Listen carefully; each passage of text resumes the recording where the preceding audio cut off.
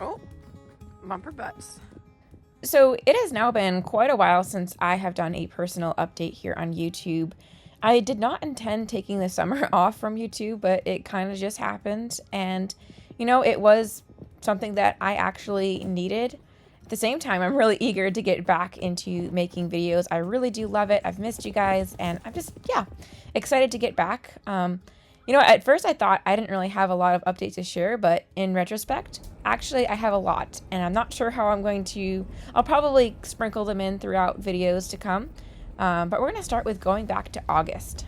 Oh my gosh, this road is bumpier than I thought.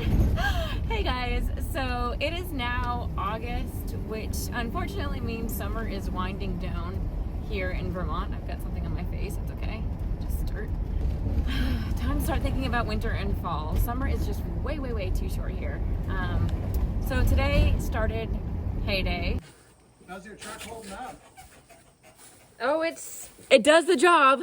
Do you tow with it very much? Not often, but it can. Short. Like I wouldn't trust it for a long haul, but actually we're moving horses today.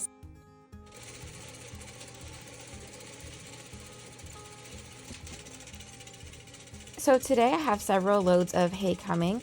We store our hay over at the rental barn where the boys are at. The girls are over at my house. That's where you see the round pen panels. But thankfully, we have this handy dandy hay elevator. Some of you who've been watching for a while know that I used to lug all of my hay up a staircase, and it was miserable, absolutely miserable. While it does make things a lot easier, it's still not an easy job. It's a lot of work and it's tiring. So basically, the hay guy is loading the hay elevator from his trailer to the hay elevator. I am unloading and stacking it and pushing it as much as I can out of the way. And then Nathan is thankfully stacking it for me. I've been having a lot of back, neck, shoulder issues this summer. So I'm glad that he was so willing to help in that area. The big thing is you've got to keep the pace and not let things get clogged up.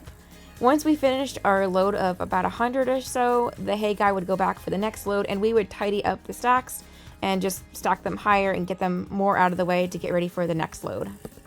So we had multiple loads over the course of 2 days, and then after getting our last load of hay, we brought the boys from the rental barn to my house.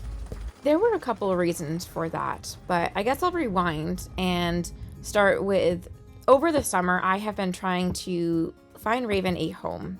And if you don't know, this is when I got into Mustangs, that was my original plan, was to adopt Gentle and find homes for these Mustangs and keep the process going. That has obviously not happened. And I think a lot of people just jump and assume that, oh, she must have fallen in love with all the horses and plans to keep them all. And that is simply not true. I mean, you guys know I, of course, love all the horses, but that's never been part of my plan ever.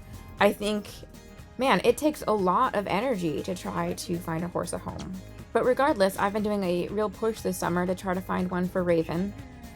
And I'm going to be real candid with you guys. I feel like in this process of getting into Mustangs, I feel like I transformed more than the Mustangs did. And, as I explored equine learning theory and different types of training and understanding horses at a far greater extent, and then diving into equine bodywork and learning more about anatomy and how they all play together, the nervous system, I've just had a lot of shifts in perspectives. And that has become very isolating, I feel. And I've found that knowledge, it feels like a curse in the stage that I'm at. And as I'm learning more about the equine body, the equine brain, how they learn, all those things, just more and more I see the horse world as a really scary place. And it's often masked by really fluffy words like partnership, connection, trust. And obviously when you're trying to rehome a horse, you just want to be really careful, and you want what's best for the horse, what's best for the person. And it's not like I'm looking for perfection. I mean, I'm certainly not a perfect home at all. I'm very much still changing. But it's finding someone that has similar core values and is on a similar trajectory. That's literally it. And unfortunately, it feels like the outlier in the horse world. So all that to say, I have been really discouraged in this process. I still haven't found Raven a home. In fact, only one person has come out to meet her. And yeah, that's been hard, and I really do need to find a home. So midway through the summer, I shifted from doing more training to more focusing on her body, because I'm just convinced that horses are really customized to their humans. And while the tricks and cute little buttons I've put on her are cute, they don't really matter in the grand scale of things. As I considered this, I just felt like the best thing I could do for Raven and her future owner was to help Raven develop her body in a way that promoted functional movement and soundness in whatever her job is for years to come. And I mentioned this, months ago in a video, that Raven didn't move well. So the way she uses her body is she has very poor posture. Her movement is not good. She's very upside down, very tight under neck. This is a photo of her when I first started listing her for sale. You can see she's not very developed muscularly. It has truthfully really frustrated me because I've tried various changes in her diet and supplements, and I just couldn't get her past this point. So that's when I started doing a program called the Balance Through Movement Method. It's not my program to talk about, and I have to be clear, I'm not certified, but I'm just doing in-hand work. It seems very simple, very small, but man, the changes started paying off. 4 weeks in, and I was already seeing big changes in her body, including the development of her cervical trapezius, which is the upper portion of her neck, and the whole angle of her shoulder had already changed. Seeing these changes really motivated me to keep going, and I think this work is really important for Raven, being a smaller horse who may someday be carrying a rider. This is going to help her be more balanced and promote functional movement to help keep her sound throughout the years. And this is 8 weeks in. She's changed so much. She's also sun bleached, but compare that again to the before, and here's the before and after shots. She looks like an entirely different horse. So now I'm bringing the boys to my house, and I'm hoping to do more of this work with them, but it will also double to give me a much needed break from driving every single day, twice a day, to my rental barn, which I've been doing for 5 years, and I'm burnt out. I need a break.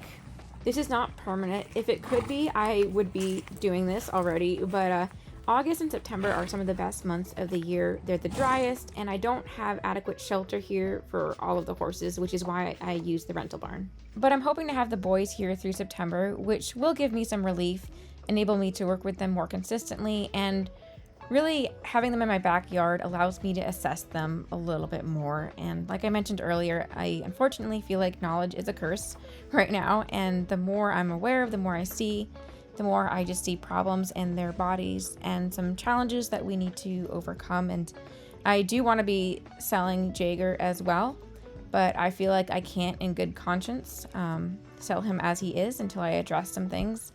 So it's just it's just discouraging because it feels like the nice guy finishes last. The more you know and the more you grow, the more problems you see, and that's just part of the learning curve. Someday, all this stuff that I'm learning will definitely pay off, but right now, it's just been really hard. All that to say, it has been such a joy to have my horses temporarily all at home with me. It feels like a luxury to walk out my back door and do chores and not have to drive anywhere. I love it. I mean, that's the dream, isn't it?